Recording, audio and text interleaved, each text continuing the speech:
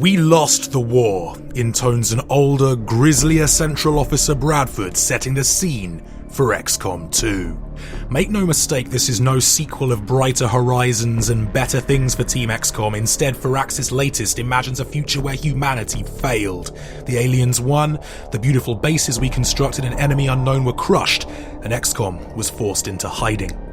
Now XCOM 2 arrives and ups the ante for everyone concerned. This is Firaxis' chance to really stamp their identity on the XCOM brand and truly make it their own, and they have set the stage for greater odds and higher stakes for us players too. It's 2 decades since Unification Day, the day XCOM lost. The alien propaganda machine, the frontline Advent organization, is in place to present the illusion of a safer, better world, but humanity's reality is one of totalitarian oppression. XCOM was destroyed, the commander captured and put into stasis, and the remnants fled underground. Now it's that underground guerrilla mentality that underpins everything in this sequel. XCOM must strike from the shadows, facing off against an entrenched enemy that has more troops, more resources and more armaments than they do. Moreover, while the organisation was a reactionary force in Enemy Unknown, now the only way to win is to attack, to pick the spots that will hurt Advent and cripple their efforts most decisively. Gone is the bunker base, that ant farm of a subterranean home. In its place is the Avenger, a huge alien craft to be scooped out and refitted for XCOM's new purpose, to take the fight to the alien invaders. A scattered scavenging squad, you'll be able to salvage drop weapons from the battlefield, steal alien tech and apply the loot you've acquired to your existing weapons. Even when your soldiers die, if you can recoup that sweet custom rifle they dropped, you can keep their legacies alive. Just try not to get more soldiers killed in the process, Commander.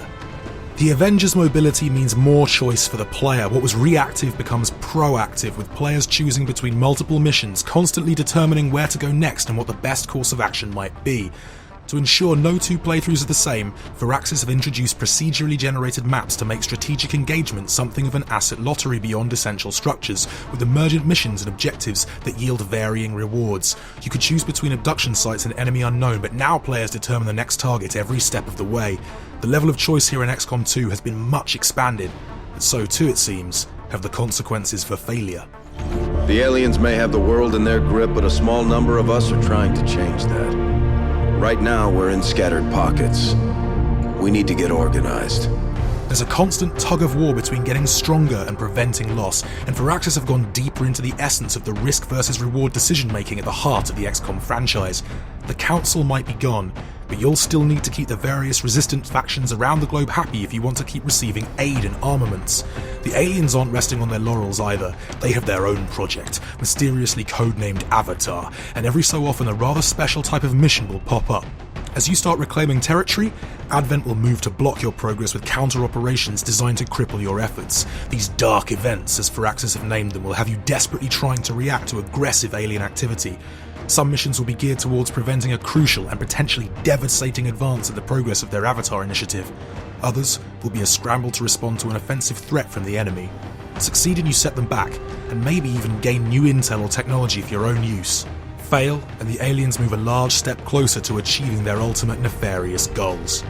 From the geoscape to the battlefield then, and the philosophies of choice and consequence and risk and reward extend to the tactical gameplay as well.